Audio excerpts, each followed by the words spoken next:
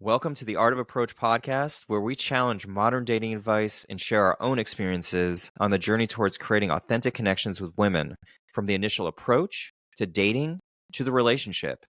If you're looking for help with approaching and dating women, you can contact us at theartofapproach.com or reach out at the_approach_coach on Instagram. All right, episode 17. My name is Timothy Bray, and in today's episode, we addressed a series of subjects. First, we started off with talking about creating mystery throughout the dating process with women, and then we followed it up with some of our personal stories, things that we're struggling with in dating. But I think we have a lot that you all are going to be able to get out of this episode. So stay tuned to the end, and I hope you enjoy. All right, Will, what do we have for Instagram? Let's get right into it. This is Coach Corey Wayne.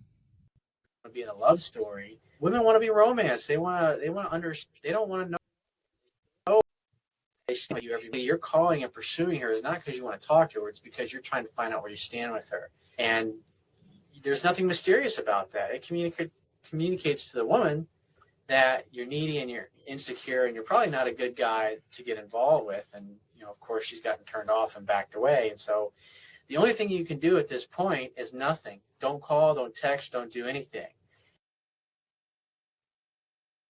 Interesting. I love that, don't you? Yeah. What do you know what he was responding to? I mean, it seems like someone was asking probably about some specific scenario. He reads emails and then responds to them. But yeah, it's interesting. Like, I've heard Coach Corey for a long time. Like, he's been around since the Stone Age. And he's always talked about, creating that mystery, right? Mm-hmm. But when I think of mystery, when I think of the way he's talking about mystery, I think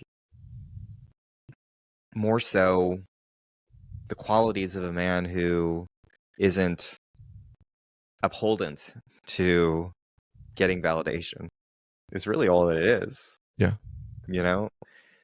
I don't know if, the problem with hearing a word like mystery is that it kind of makes you think of intentionally causing mystery, which I think is where I've got caught up, and I think other people do get caught up. But really, let's just call it what it is. It's really just a what's the word? It's really just having your life in a place where you're not needy or seeking validation, and you have your own thing going on, and you're purposeful, and you're living your own life.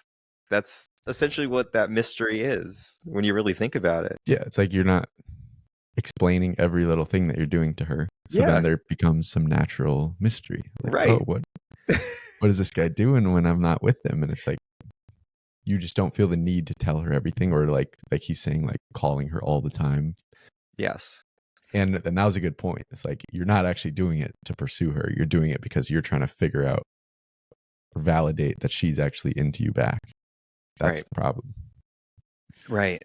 And you're constantly wanting to have things be clear, so you're knowing where you're standing. And that's just really boring. It doesn't make for an exciting connection. Yeah. And there's a way to still know where you stand, but it comes from, like, you'll find out, or like you'll get a sign of interest from her, then just take that and be okay with that. Stop like asking for more, like take it the one time, like, well, sit in the void, right? Or you can sit in the void. But what I'm saying is the validation is like the constant need for it is the problem. Yeah. It's like she goes on a date with you and then you're like, oh, did you have a good time? Like, whatever. Let's do something again. It's like, just set up the one date. If she accepts that, then that's your sign that she's interested. And then just take that and stop looking for more signs of validation. I feel like guys want to have this checklist. I know I do. And it says, how do you think the date went? Are you still interested, if not more interested now after this date? Right. And one you can like save it for your records, like bring that back out. Okay, she's still Last good. week you told me that you were more interested than before on this particular date. Yeah, that's the way guys want to handle it. Yeah. We want to get everything into a spreadsheet. Mhm. Yeah. Um, And for me, it's like I want another confirmation. Like, oh, you still feel the way you felt last week, right? Let's just make sure. Yeah. and I think it's just because, I think a lot of it is because women have such a dynamic relationship with emotions. Mm. Emotions can change on a dime. Women think about what they're feeling, and then they think about what they're feeling about what they're feeling, and then they think about what they're feeling about what they're feeling, what they're feeling, and all down the line. And it's a scary place for guys who really don't have that problem. We latch onto something and we're just like, let's go, until we realize that we don't want it, and then we play games after that if we're insecure and a nice guy. But most of the time, we pretty much know what we want. Mhm. So, yeah, it's incredibly valuable to be able to sit with the unknown, sit with the uncertainty. And, I think the way around creating that security for yourself Yeah. is by turning it inward and acknowledging what you have to offer, what your value is. Mhm. The things that that a woman is going to love, and if this person doesn't see it, then that's that's kind of her loss to some degree. Yeah. Without getting overly hostile about that Yeah. No, feeling. we're like, fuck you. You Fuck didn't. you. You can't see You who don't I know am. how good you had it. Yeah. Yeah. No, I mean, it's just like, again, like we've talked about, it's just like a misalignment. But I was also thinking another way is to just like find certainty somewhere else. It's like, yes, like women can have their emotions change. She might be super into you one week, and then the next week she's like, something changed, not into you anymore. But you can have certainty in like the fact that she was into you. Like, we had a great date. I can remember that. Yep. And even if she's not going to be around anymore, just like hold that with you. Yeah. So it's like find certainty somewhere else, not in her current feeling towards you. And I think you can also find certainty in your abilities to approach women. And this does not necessarily mean that this is bringing me back to the whole idea that we had like a few episodes before this, where you were kind of supplementing your insecurity with approaching more women. Or texting more. Yeah. Or, Mm-hmm. not saying necessarily doing that, but believing in yourself that you have that capability inside of you to go and talk to any woman you want at any time. Yeah. That's where you can kind of rest some of that worry, Mm-hmm. Yeah, it's good. And then like there is something about like the emotion, recognizing things that are just emotions, because emotions are like temporary. They're just moving things. Yep. So it might not necessarily mean that that's how she truly feels towards you. It could just be a current moment thing. Louis C.K. has a joke where he talks about single people problems and how they're like not nearly as bad as he's like married people or like people with kids just like hold their problems in. Oh my God, I know. But he says like for people that are like just dating, they'll be like, oh, my girlfriend's mad at me. And then he's like, yeah, later she won't be. And it's so good. It's so true. Because for me, I've always been like, if I'm dating someone and they're mad at me, I'm like, I need to fix this. Like, I need to make this better. But it's like, no, it's an emotion. Yeah. It's just, she's just angry right now. Right. That's not who she is. Exactly. It's just an emotion that's sort of overtaken emotion her. She's feeling right now. Yeah. Later she won't be. It is so funny to think about it that way. Yeah. That these things are temporary. And then what that guy at that men's group on Tuesday said, he was like, people, you can't be angry at someone. You're just angry. So if you think someone's angry at you, they're not. They're just angry. Yeah. And you're just the person who's there, who they're expressing their anger at. But they're not angry at. Like, it's not you causing the anger. It's just they have anger. There's no way it could be. Yeah. Because it's an internal emotion. Yeah. Absolutely. It's their projection onto the world. Yeah. And even if you did something that like they reacted to, they're still being angry about it. They're not like rationally talking to you about what happened. Yeah. They're just angry. Mm-hmm. Anyways, back to this thing. Yeah, I think it's great to not over-explain yourself in general. And that can create a little bit of mystery. Yeah. I mean, over-explaining yourself is one of the worst ways to convince other people that you're one way or the other. Oh, yeah. It's one of the worst. It's like, it's akin to the guys in prison who say that they're not guilty of their crime. No one believes that, you know? Yeah, when you like freak out, I'm not guilty, I swear. Yeah. Yeah. It's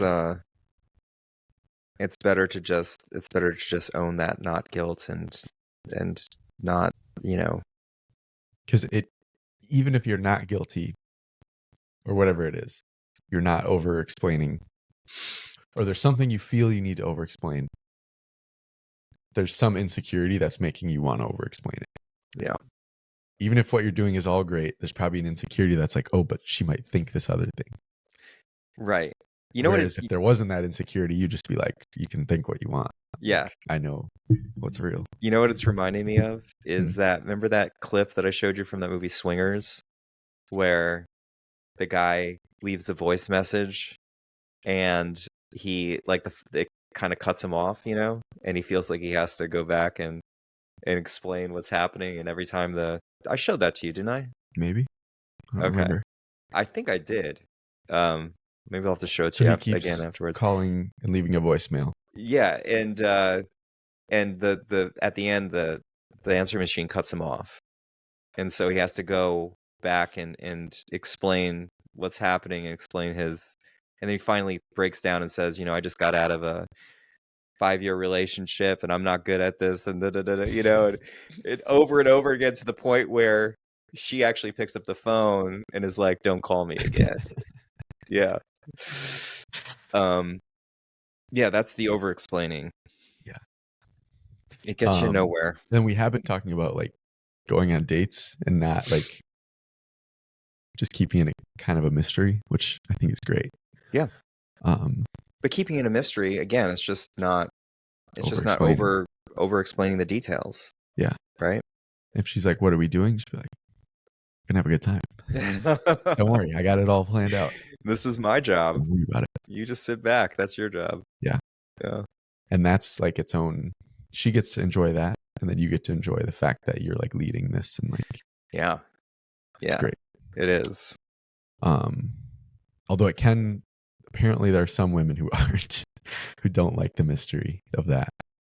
Yeah. But there's definitely some. But I question why they don't like the mystery. Probably something happened with the mystery in the past. Something. Or maybe they're just not in that into you. Yeah, that's true too. In my last relationship, I was planning all the dates at the beginning, and then she's like, "I want to plan them." And so she planned awesome dates. But I was, strangely enough, I was kind of disappointed, because there was almost like more of a thrill for me to be doing it than to have her do it, not to say I didn't have fun, but just like I was kind of like, I want to be doing this. It feels a little weird.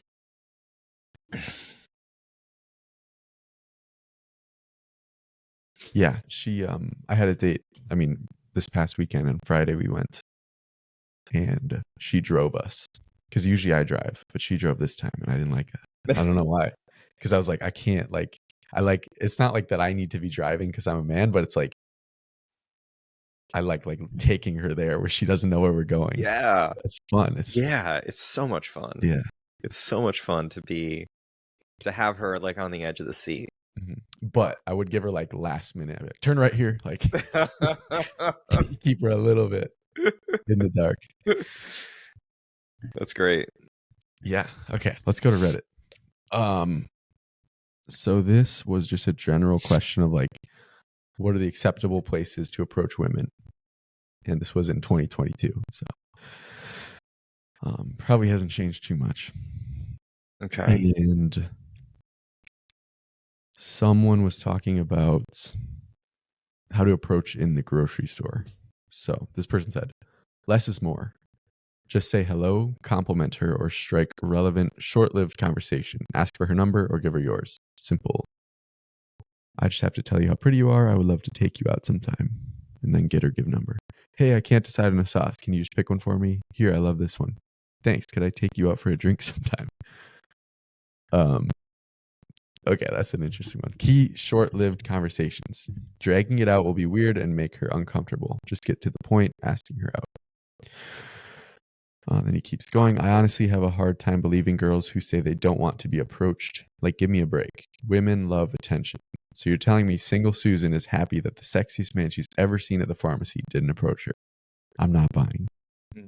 98% of single women are disappointed when the guy they find hot in the supermarket doesn't approach them. Any girl will be flattered as long as you aren't creepy.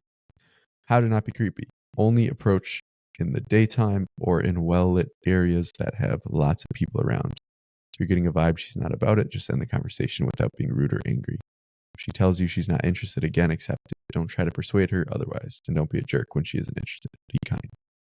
Go out there and be the brave and confident man you are. I love it. It's good. It's really good. Yeah, there's a good point there, which is like, I mean, if a girl is saying she doesn't want to be approached, then okay, sure. You don't want to be approached. It doesn't mean other girls don't want to be. Right. So if you're approaching, just keep that in mind. And you're not doing anything wrong by talking to someone. Like if they're mad at you for talking to them, then they have some shit going on. Something else is happening in their world for sure. Yes. So as long as you're very respectful, and I actually find that the women that have boyfriends are actually even more excited that you come up and talk to them. Maybe something going on in their relationship, and they need some compliments. I mean, it just makes the women feel more secure that they're wanted. It makes them feel like there's more security for sure in the world. In the grocery store. Yeah, going back to what he was saying about short-lived conversations, I question that. I've been thinking more about creating rapport with the women that I'm talking to. Because I have had a number of opportunities where I've just done a really quick thing and they haven't quite turned out all that great. Again, in terms you of can't hearing back or from hearing back, setting up a date. From hearing back, yeah. You can't, and none of this is scientific either, by the way, folks. This could just be a mere fact that I just went up and approached women and they agreed to do something with me and they maybe just didn't really feel it. So, but I do feel like there's something to be said about creating that rapport when you first meet them. And I think something I was telling one of our clients was find out what she's interested in. See if some of those interests align somehow, and then invite her to something that she's interested in. I like that idea a lot. Like, oh, so you like arts and crafts? Well, I know this place that is like a social arts and crafts place. We should go sometime because I love that stuff too. Yeah, that's good. I think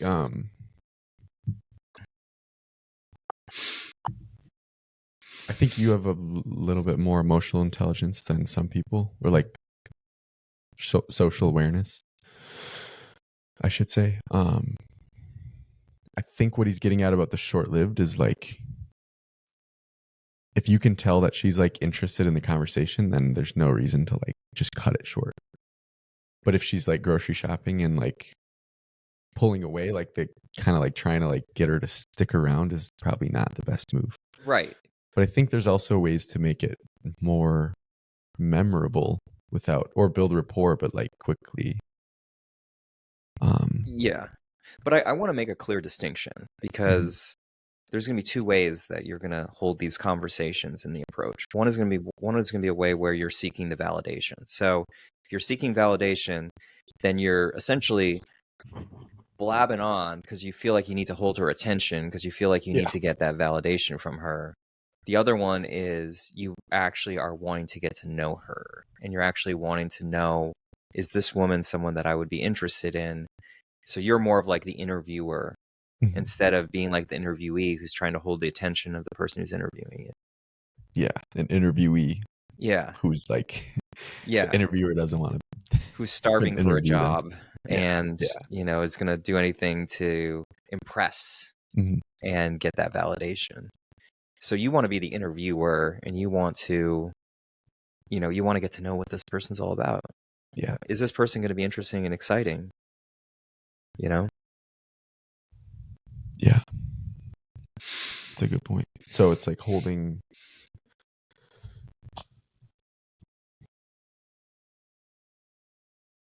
Yeah, building rapport in that way. And then being present is always going to help. Not trying to hold yourself back in general. It's like we talked about this in a group coaching call last week. It's like you did the approach. That's the bold thing you just did. But then you like hold yourself back after that.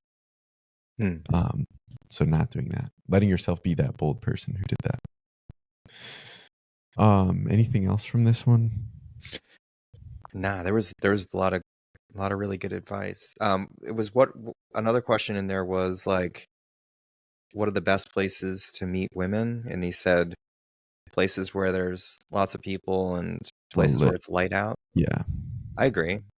When we did a survey around Austin, we surveyed maybe like 20, 30 women or something like that. With some groups, so yeah, probably at least 20 or 30.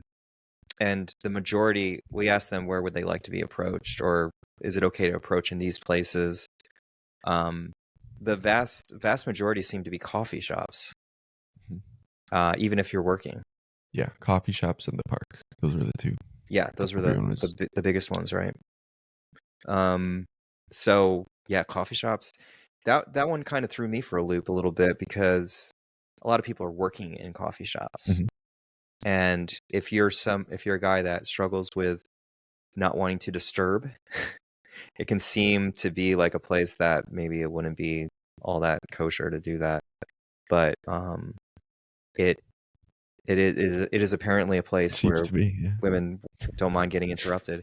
I interrupted a woman at a coffee shop who was typing on her computer. We ended up having a long conversation afterwards. She invited me to sit down afterwards through it. So you just never know how busy they are. Yeah. And there are like a number of girls who have been on the phone who I've approached. And sometimes they're like, I can't, like one girl was walking and she had her AirPods in, and I went and talked to her and she's like, I'm on the phone like with my doctor right now. So like sometimes they can't get out of it, but a lot of times they're like, okay, I'll call you right back. And then they're there. Cause like it's, I did a go back with that one woman who was on the phone at the domain. She was in like a work meeting. I think she was talking to her mom. Oh, okay. But I approached her twice while she was on the phone. Still on the phone. She was totally fine with it. Yeah. And in that situation, I just say like, I had to interrupt you. Yeah. And they're just like, oh, what? Because yeah. So again, just be respectful and like, don't be expecting that they're going to want to talk to you. And then if they do, great. If they don't, then you can move on. Yeah, for sure. But I agree completely. Lit spaces and people around, definitely. Yeah. I'm trying to think if it isn't lit. What? it's bad. If you like saw someone walking, I don't Or think.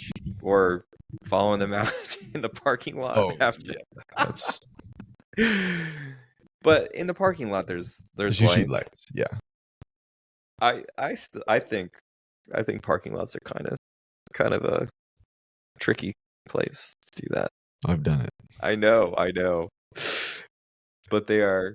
I can imagine for myself, if I were a woman, I'd be a little nervous about people flagging me down the Yeah, parking lot. in those I'll usually call it out.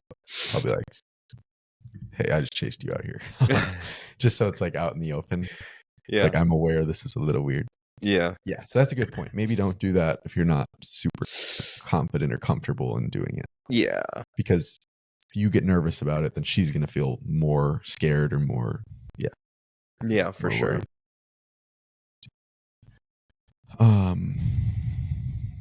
Yeah. Yeah, that's a good, like, getting to asking her out is good, because it's like you're there for a reason. You're not just talking to her just to talk to her, probably. So cool. Let's do our community question. This one comes from Dalton. We had a question from him a couple weeks ago, but he will be on next week's podcast. Awesome. And he says, what are some strategies to overcome approach anxiety? Sometimes I feel completely blocked from approaching and as if I'm simply unable to do it. And the feeling of being unable to do it is a real thing. Where you're like, I can't. Yeah. This is not something I can do. Yeah. Yeah. Dalton needs to get in our program. This is the $1 million question. Overcome approach anxiety. Yeah. You know, what we do in our program is we work with you in baby steps on small, easy to swallow tasks, interactions that are going to be easier for you to start with. Mm-hmm. And then we work you up into the more challenging, the more difficult. Yeah.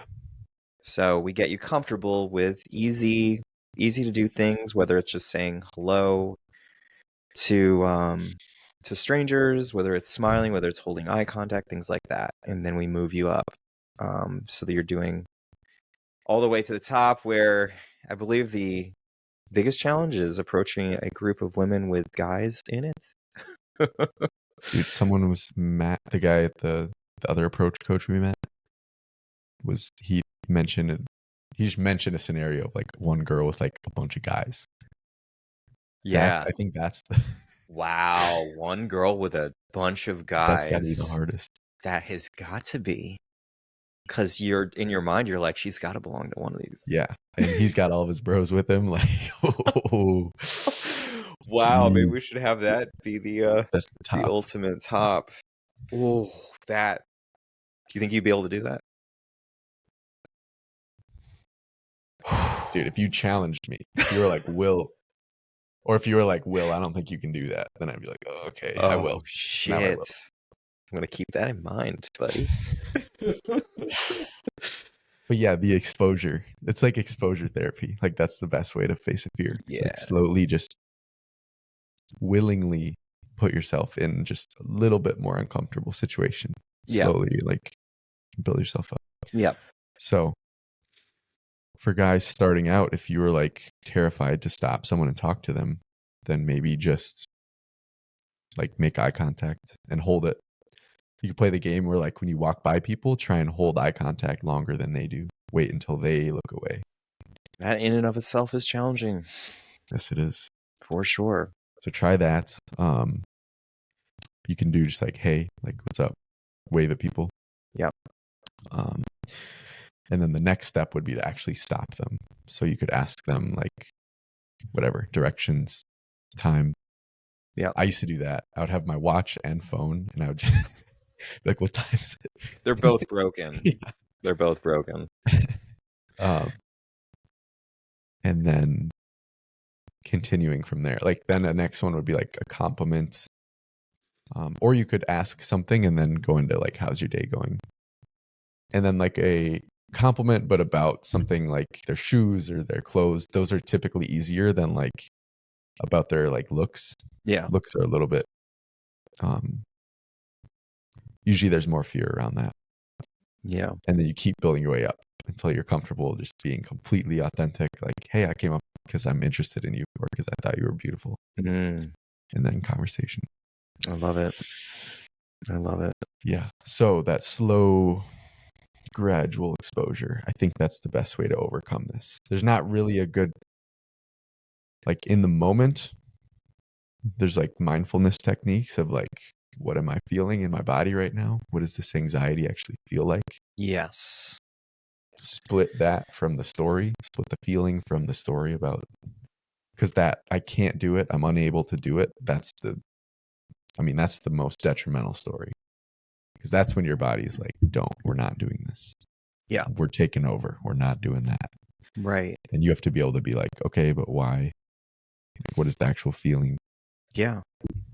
Yeah. And I do feel like when I've been making the decision to approach these days, I am noticing those emotions come up, and then I'm stopping myself from labeling it as anxiety, and I'm looking at, oh, this is the same feeling that comes up. What I'm doing is I am noticing I'm noticing the energy Mhm.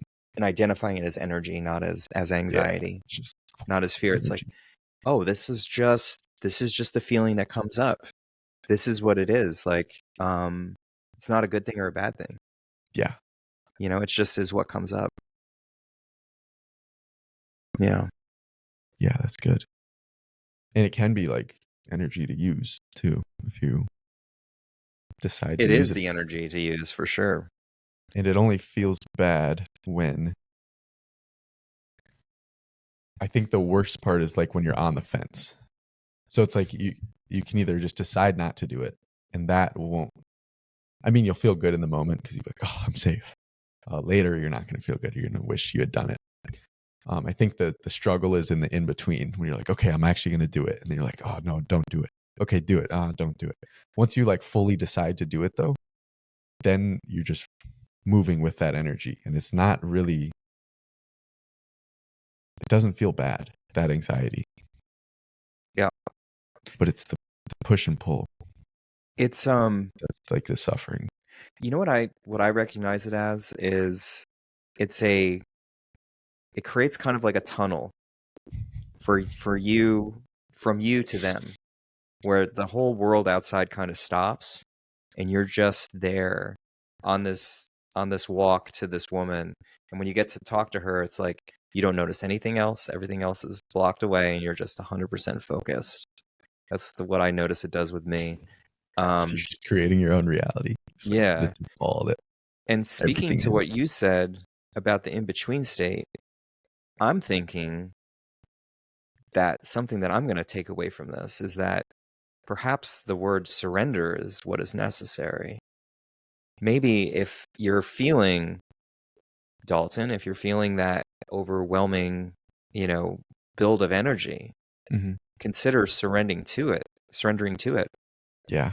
Consider saying, whoa, this is intense. I'm just going to let it go and not fight it.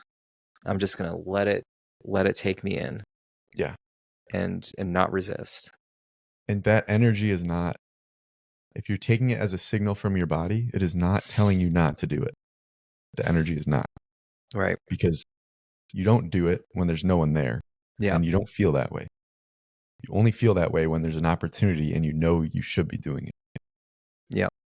And then you get that feeling. So that feeling is a signal that you should be doing something. You should be going and approaching her, expressing yourself to her. Oh, yeah. So think of it that way and then be like, okay, I'm going to surrender to this feeling. Mm-hmm. Let it take me where I have to go. Right. Yeah. Yeah. It's your ship of love. Yeah. Get on board. Yes. And it's a sign that there's something good coming on the other side of it. Yeah. Yeah. I Cool. love it. That's great. And yeah, looking forward to having Dalton on. Yeah, next week. thanks, Dalton. It'll be Looking fun. forward to having you too. Cool. Let's that's it for our responses and reactions. So let's get into our own stuff. Let's get into it. Who's going first? I can go first. Okay. I don't know if I didn't really pick a specific thing, but I can just update with my life. Yeah, let's do it. I am having an exciting beginning to something. It's been fun. So there's a girl who I'm seeing she lives about 3 hours away. And so we've had a few dates. So it started about a month and a half ago. And I met her on Valentine's Day. Remember that day? I didn't know it was on Valentine's Day. Wow. That's if you go out approaching on Valentine's Day, the girls are probably single. That's right. Or they're on a date to the Valentine's. So it's like, on their way there. Yeah, on the way. We ran into a number of ladies that day. On their way to a date. They were on their way to the restaurant. Or they have like military boyfriends. That's the other option. Yep. Yeah. But in this case, she was single. But yeah, so I met her on Valentine's Day. Super blown away. I met Tim like a few minutes after, and I was just going on and on like, Tim, you won't believe like who I just talked to. It's so crazy. Will was over the moon.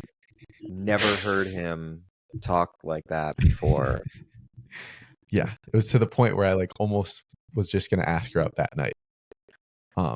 Actually, it was past that point. The reason I didn't ask her out that night is because I was too scared. I was too intimidated. So I was very excited about it. We went on a date maybe the next week, and then we set up another date. And then like the day of, she was like, hey, I'm so sorry, but I just learned I'm going to have to move to Dallas. And so I feel like we probably shouldn't see each other today. And I was like, fuck, sucks. And so I just left her a voice note back that was like, it sucks you have to go, but let's just have our date tonight. Yeah. Like, why not? I love it. Do it while you're still here. And then she was like,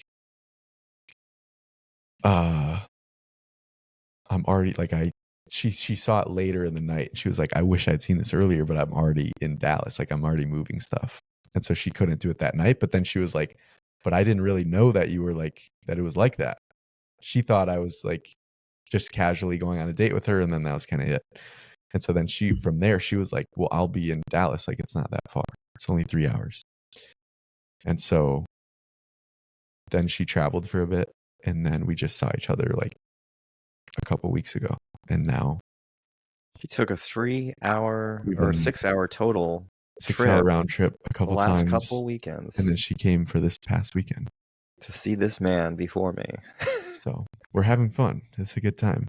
And it's so funny because when you first started this whole thing, you were very determined to continue dating in your 20s. And I had a feeling something would pop up in the way eventually. Dude, this is all Raina's fault. That's what it is.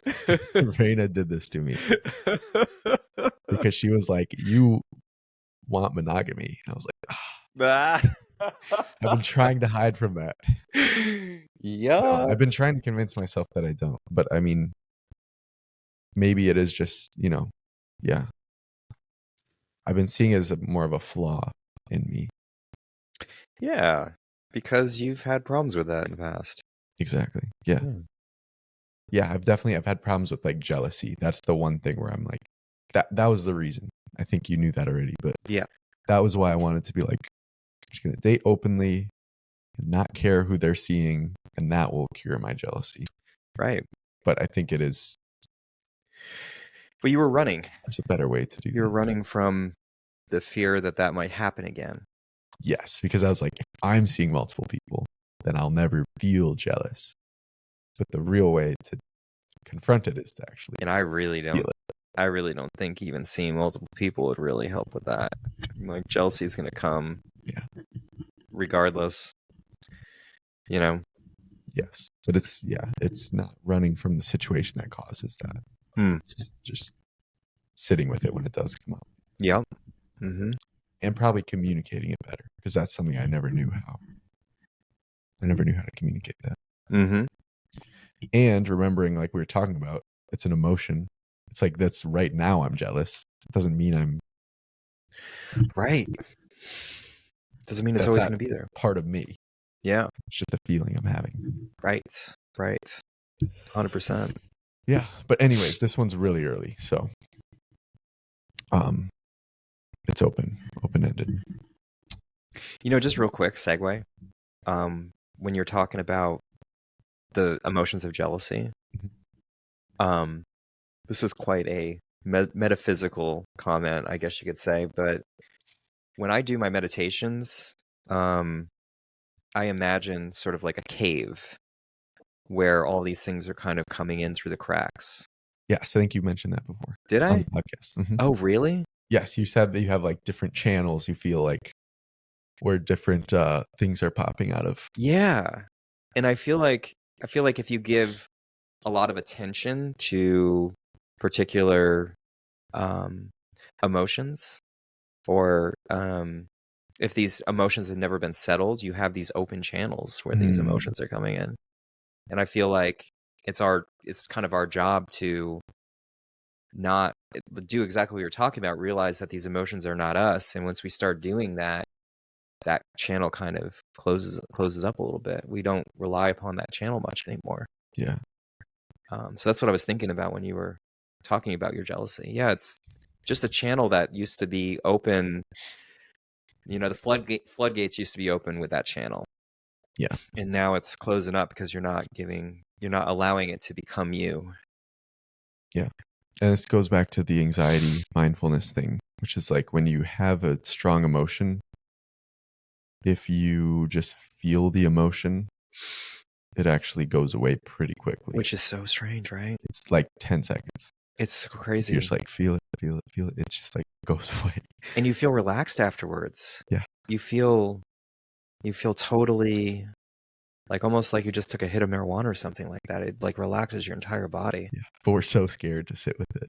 Yeah. That's well, it's also that emotions are so tricky because they really convince you that you are that person. Yeah.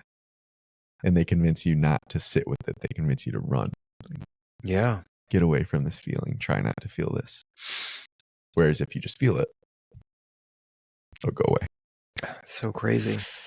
But you have to go into it. That's the thing. It's a little counterintuitive. It's like if you try and make it go away, then it doesn't. Yep. Because you're fighting it. But if you just go into it and if you surrender, you're like, okay, tell me what you're all about. Right. Like that's really what you're saying. Take over. Go ahead. I give up. I surrender.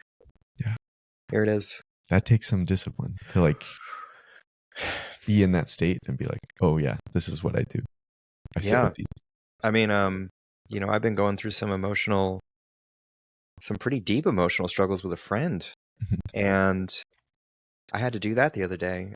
You sat with it?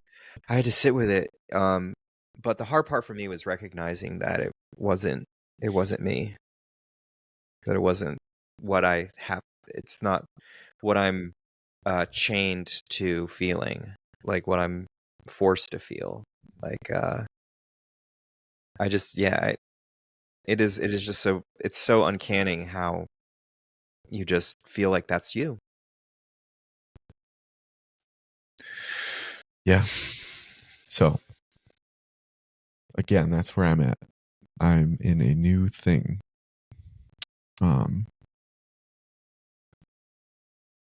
That's great, Will. I can't wait to meet her. Yeah. You shouldn't. Are you going to see her next weekend? I should invite her to Jeremy's kickback. She won't. No, I'm going to see her. Oh, that's right. Yeah. Yeah. Well, we'll see her eventually, I'm sure. Yeah, for sure. Yeah. How have you been feeling about approaching and talking to women? Oh, I gotta say this, dude. My lens of beauty shut off. It just turned off. Really? Yeah, so I got to turn that back on. But because I think if I'm able to be in a lens of beauty, even with her, I'll just show up better. You will. Yeah. It is kind of essential that you keep that going. Yeah. And so, but I have noticed when I'm out and about, I'm just not even looking for beauty. And so with approaching, it's like I did a few on last week on Thursday. Yeah. Remember at Whole Foods, and I wasn't looking for anything, so they went very well. They were just nice. Like I could just give a compliment and not really want anything back. But I haven't been focused on approaching at all. I think my feeling is that now is the time that you start finding female friends. Yeah. That's what I'm thinking. And I also think that it would be a good idea to talk to your lady about that relationship. Yeah. I think it's really important. Yeah. And again, I do think 100% you show up better. You show up better when you're around more women and like you're aware that you don't need this person, you know, like if something happened here, you would be okay. Yes. That's so much better for that person too. Yes. Because then you're not like, oh, come here, stay here. Like, I need you. They're like, oh, I don't want that. Yeah. They want you to be there by choice. Yeah. And, because we've been talking about this on a handful of other podcasts about the importance of having female friends. And if you really think about it, like back in the hunter-gatherer days, we were in a tribe. Mm-hmm. And we had our group of guys, we had a group of women. And nowadays, because this whole myth that goes out here that men and women can't be friends, not to say that there are certain aspects of that saying that aren't true, but ultimately that's not a finalized proclamation in any kind of sense. Yeah. So the fact that you have female friends in your life, I think, is going to completely add to the value and the substance of who you are in your relationship, big time, because it's the way we existed for so many years. Yeah. And then there's like for me lately, it's been like talking about dating with female friends is amazing. Yeah. Like you just get a whole nother perspective. And they're like, oh yeah, I love when men do this and this. And it's going to like, keep you aligned with your woman. If you have other women that are there supporting you and supporting, that relationship. Right. For Dude, sure. Someone, so I know we don't really like tend to encourage dating apps, but I wanted to say, if you're using dating apps, I saw this clip and the guy was like, show your profile to your female friends. Like as guys in the past, when I've used them, I like don't show anyone my profile because I'm kind of embarrassed about it. I'm like, this might suck. I don't really know. But it's like, get advice on like, oh, how could I make this nicer? How could I show myself in a better light? There is a bit of a concern with that because I don't know. I know on that YouTube channel, Homath, he has a couple of clips of this particular thing that goes on with women where they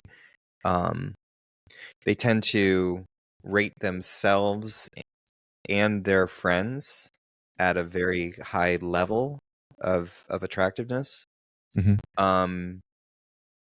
And it is kind of like a thing where women are probably less likely to be openly critical of you as a person, so they may make adjustments to their critique to kind of like, but like your dating profile, yeah, I think they could help there because maybe, it's not you specifically. They're like, oh, I want to really show who you are in this. Okay. Yeah. There can be some things there, but the things I'd be concerned about is like, are you going to let me slide on the fact that I may be missing out on this one department? That's where I would get just a little. I would take it with a grain of salt, is what I'm saying. But I feel like what you're talking about is girls with her girlfriends. I think it's going to also apply to you too, though. You know, Okay. I feel that women. I have a hunch that some women may overhype me up sometimes. Just have a hunch about that. Maybe you're underhyping yourself. Maybe I'm underhyping myself. That could be the case too. It's a hard one to tell. Yeah. But there's, from the angsting community that comments on our ads, there's a lot of guys that don't trust that opinion of women. And I think part of it may be due to that particular thing that I was talking about how they may try to see you in a brighter light sometimes, or they may try to like hype you up a bit. That could be. Who knows? But I don't think it's a bad idea. Get some thoughts on it and see if it works. Test it, right? Mm-hmm. Yeah. All right. It's my turn.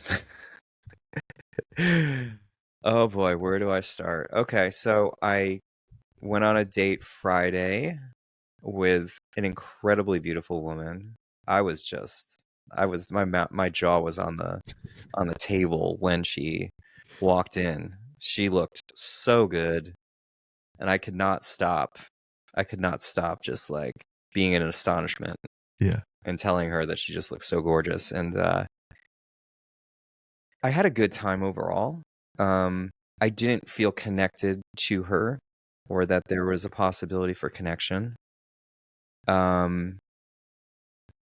We did some interesting things though. We just met up here in Austin at this beautiful balcony restaurant that had this gorgeous balcony overlooking the city.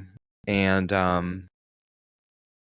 we talked a bit, and she was a bit younger than me. Sounded like she was trying to get her life sorted out in a lot of ways, which I commend her for. But she didn't seem available to me. But the funny thing is that we were sharing these like really intense eye gazes. And I had done, before the date, I had done some visualization exercises. I started off with, I want this date to go this way. I want this, and then I started saying like, this date is going this way, and that made things a lot better. Like, this is what is happening now. Mm-hmm. And I walked it through the entire evening. I did this all aloud. And then and one of the things I had mentioned is that I'd be practicing psychic sexual communication. And I got to practice that a little bit, but it was challenging because when we were doing the eye gazes, I couldn't think of anything else. I was completely wrapped up in the eyes. Yeah. And it was just producing this overwhelming flood of emotions and energy. And I was just like, felt like I was like in a vortex or something. But when she was talking, I was able to do it a little bit, but I also was challenged with following what she was saying. And, now looking back on it, I think I could make my own excuses. Dude, and that would be just fine. Not care. You're like, sorry, I didn't hear a word. I didn't hear a word you said. I was just thinking about you right now. I was just imagining some wild stuff in my mind or something like that. What so when you were doing the eye gazes, was it just silent? Yeah, and it lasted forever, it felt like. And no, like, would you be like acknowledge it at all, or just? Yeah, I had said something like, I could stare into your eyes all night long, or something like that. Yeah. Dude. Yeah. It's intense. I know. It's so great. But, at one point, I asked her, I was like, what are your plans after this? And she said that she was going to do a couple things, of which I was not interested in doing because it was already getting late. And towards the end of the night, I was just kind of feeling like I had the thing come up inside of me where I was just like, this isn't working for me. As much as I wanted her in a passionate sexual way. It wasn't working for me. And so I kind of wanted to go anyways. But I had the thing in my mind, and I think you've talked about this before too, Will, where it's like you almost kind of feel like you're on a mission, and like goes back to some of the stuff Corey Wayne would talk about how you're wanting to just create the opportunity for sex to happen at all, at all costs throughout the night. And so I do feel perhaps that in my mind, I wanted that for sure. I wanted to explore her. And so when we left, I asked her if I could walk her to her car. So I did that. And then when we got to her car, there was another one of those eye-gazing silent moments. But I still wasn't really completely clear on what that was. So I went in for a kiss, and I got non-responsive lips. And I was just like, I was pretty embarrassed. And I stepped back, and I was just like, well, I did what I wanted to do there. Yeah, went for it. I went for it. Still a kiss. Yeah. And I said, I would love to see you again. And she was like, maybe, or something like that. It was not a hell yeah by any chance. And so she got going. And it was funny, man, because as I was walking away, I was dreading her driving past me as I was walking. I was dreading of seeing that. And that happened. It didn't. Thank God. I was so relieved. I was actually looking for a way to make a shortcut away so I wouldn't have to be on the sidewalk while she was. When she went by. What is that, man? That's like the thing where you approach someone at like a coffee shop and you sit back down and do your work afterwards. Yeah. Like, you don't want to do that. You want to just like even though bounce. it makes total sense. Like you're just doing your normal thing. You're just like going back to what, like you're walking. Yeah. I don't know what that is. It's something. There's something there. I'm curious, did the fact that she didn't seem like hell yes into the next date, do you think that affected what you thought about it afterward? For sure. Like if she had been like, yeah, let's do it, you would have been like wanting to set up another date. Yeah, I think that plays a role in it for sure. Yeah, because I definitely know that feeling. I think it's a fear of rejection. For me, at least, it's been like it probably is that, but I think it's also just like acknowledging that there's not a connection there. Mhm. So like if you're not into me, why am I going to feel into you? Like if there's not the opportunity for attraction or for connection, like why would I get excited about that? Right. But it might also, yeah. But it could also be a fear of rejection. Sure. It's like, oh, she didn't give me a clear sign, so I'm like, if I ask, there's a higher chance I get rejected. But and then on top of that, I think it's also she's not opening herself to me. So if she's not willing to open herself to me, what is there to get attracted to? Yeah. If there's not, she's not creating the cultivated space. So there's no room for me to maneuver. Yeah, there was one girl I went on like 2 dates with a while ago. But it was similar. Like I just couldn't. She just did not open herself. Yeah. And we would kind of have those similar like kisses where it's just like a peck and then. Yeah.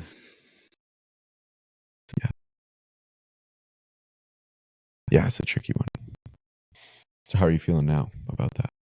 I feel fine. The next day I followed it up just telling her that I had a great time and I hope she had a great time for the rest of the evening, and she pretty much just wrote back a similar thing. But yeah, I didn't feel like I really got to experience a full person. I feel like there was a lot she was leaving out, and I wish her the best. Yeah. Yeah. Do you want to talk about your other reservation when it comes to dating? Yeah. Yeah, this is I guess approaching and dating. Yeah, this is very emotional. I just felt a flood of it come in just now. Yeah, let's see. So yesterday I was out with Jeremy, helping him film some of his Instagram reels for his music business, and we were out in Zilker, and there was a lot of beautiful women, and Jeremy was like, "Are you gonna approach anyone today?" And I had an emotional weekend with dealing with my situation with my good friend, and then also facing what I'm facing right now is that I'm in the part of my business where I'm doing the struggle, the big time struggle. I'm on the ramen noodle stretch of this of this whole thing, and finances are certainly a concern, um, and it feels to me to be I'm faced with two varying desires. One desire is to attach myself to getting myself somewhere with this business that I can flourish, and putting all my energy and all my strength into that. And the other part of me is women. And I have it's so weird, man. Like I feel now I don't notice the work that I did to get back up here again, because they haven't been in a very because I've been so busy with my business, I haven't really been able to commit to a timeline, like a structured timeline of like overcoming my fear again. I've just been doing it sort of ad hoc whenever I can. But somehow I've just arrived at the place where now I'm not afraid to talk to women anymore. And so the world is my oyster. And so I'm fighting with that, and also with the fact that I'm struggling with my business, struggling with my finances. So those two things are totally biting at me, because I look over at my newfound freedom and I'm just like, oh, I could be having incredible date after date now.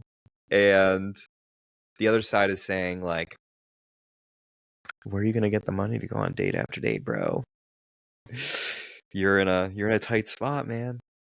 And there's also, the concern that I'm going into these dates and the women may not, knowing that I'm at this particular stretch of my journey, the idea that women want winners is always popping up in my mind. Yeah. And you had some great stuff to say about this before we started the podcast. Yeah. So what I was thinking is money is an indicator of a winner, right? But that doesn't mean a winner has money. That's true. Necessarily. Yeah. And I so agree. like you've been framing it in a good way, which is like you're at this stretch of your journey. This is not where you're going to be. Right. So I think someone seeing you and getting to know you as like this, and seeing like your passion and your drive towards this goal, is the attractive part. Right. It's like a man with a purpose. Because a man with a purpose typically is going to end up with money. They're going to end up with like, successes of the world, like that kind of thing. Yeah. But again, it's just an indicator. Like, I don't think a woman is going to be that attracted to like a trust fund kid who like doesn't work and just has a ton of money from their family. Like, that's not right. That's not what they're really like.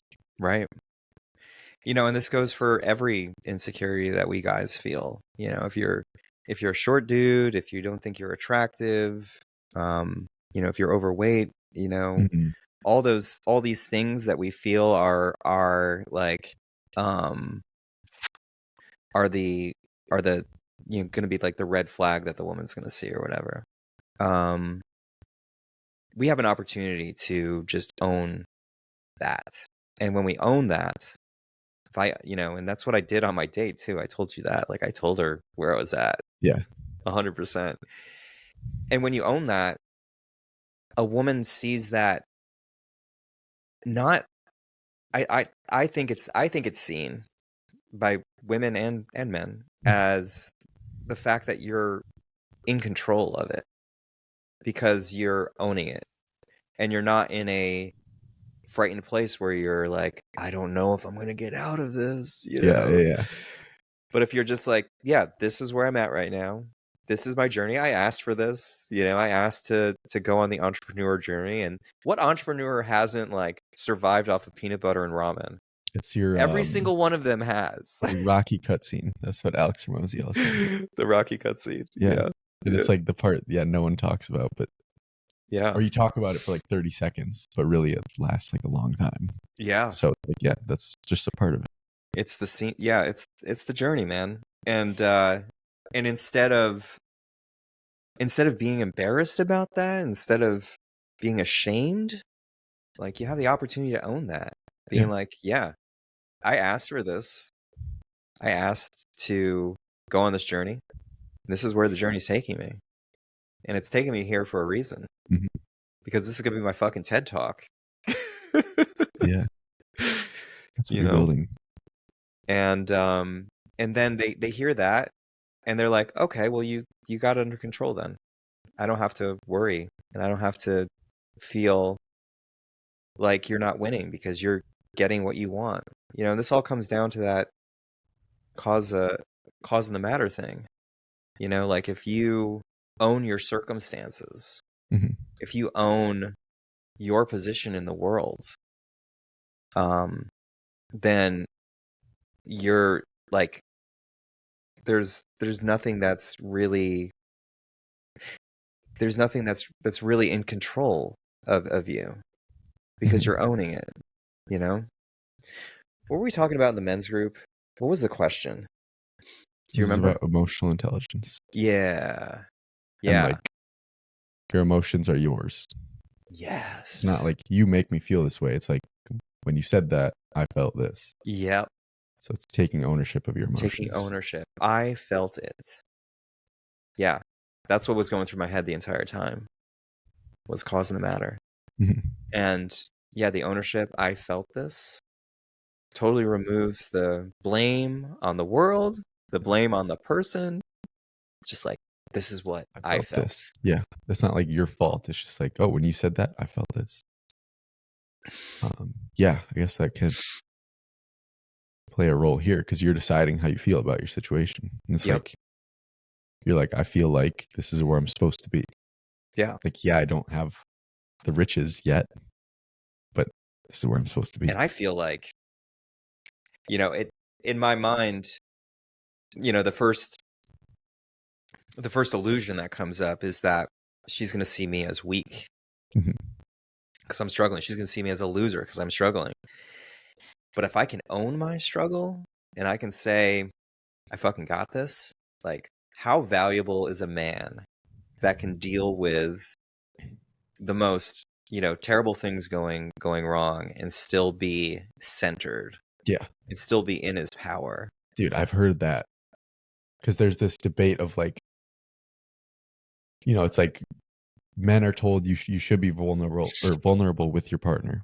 But then there's the other side of it, which is when women are like, okay, he's like being too, you know, this too much. And the line is being vulnerable, but not needing their help with it. Right. It's like expressing how you are, where you're struggling, but being like, but I'm dealing with it myself, or like I have these people helping me with it, like not needing her to be the one. Yeah. And it's the same thing here. It's like you have this thing you're struggling with, but like you're owning the struggle. You're not being like putting it on her or in any way. Or the world. Blaming. Mm-hmm. Yeah. I had an instance where I was out with a girlfriend and we were taking my motorcycle around, and it was late at night and my motorcycle had a flat tire. Mm-hmm. And I was dealing with it, and I was calm and I was collected, and she was freaking out a little bit. And I figured out a solution in a very calm kind of way. And after I figured that solution out, she was like, I was admiring you the entire time. Yeah. That you were so cool. I couldn't believe you were so cool about that. Yeah. And I think that's maybe my hidden power right now. Yeah. You can just, you know what's going on. Like you're dealing with it. Yeah. No need to overreact. I think that's the hidden power, because we hear a lot of dating coaches say like women want winners, not or I remember hearing someone say that women aren't picking the guys that are in the race. They're only waiting at the finish line or something like that.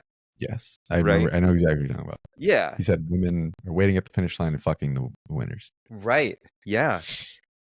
But this is an opportunity that if you are struggling with something, that you can own it and you can still be a winner. Yeah. You know? Yeah, I think the winner term is loose here. Yeah. Loosely defined. Yeah. What is the winner? And I think it's someone that can deal with an incredible amount of adversity and still maintain their groundedness within themselves. Yes. And the winner thing is like a characteristic of a person. It's the thing you have inside of you. It's not the actual achievements. Yeah. There's no one achievement that's what all winners have. Yeah. Because I think, going back to what you said earlier, that when you display that groundedness, you show that woman that you can deal with anything. So she's going to say, well, if he can deal with this, what couldn't he deal with? Yeah. And then that's safety. Yeah. That's security. Because it's like some shit happens. He's not going to like go crazy and freak out. Like he'll handle it. Just like the flat tire. Yeah. Yeah. That's great. Wow. I remember that moment so clearly, because I just noticed something so unique about her reaction. I was like, wow, this really means a lot to you, that I'm able to do this and stay cool. It was really baffling to me. I was just like, this is what I would normally do. Yeah.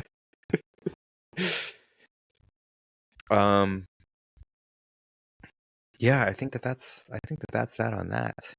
Cool. I think that's good for today. It's been a good podcast. Cool. Awesome. Well, thanks again, folks, for joining us. You can find out more about our program at theartofapproach.com. And also, if you want to connect to us on Instagram, we're at the approach coach. It's going to be at _coach_ I did it again, didn't I? At _approach_ coach. On Instagram. Thank you, Will. Feel free to comment, DM to reach us there. Yes, absolutely. And hope you all have a wonderful evening, and we'll see you next week. Awesome.